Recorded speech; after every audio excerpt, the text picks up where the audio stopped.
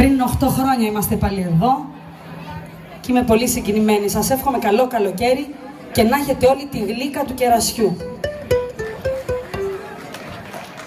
Να προσέχετε το σύλλογο, να τον στηρίζετε, χειροκροτήστε τον πρόεδρό σας, το διοικητικό συμβούλιο, να είστε αγαπημένοι, γιατί μόνο με την αγάπη πάνε μπροστά οι σύλλογοι, όχι με την κρίνια, μόνο με την αγάπη και τη συνεργασία. Πάμε να χορέψουμε νησιώτικα.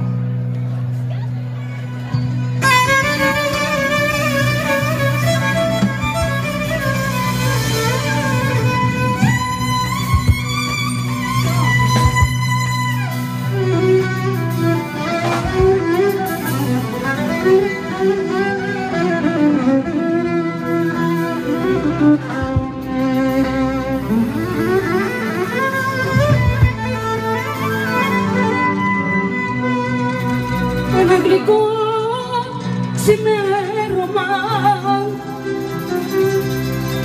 πάμε μες στο Αιγαίο.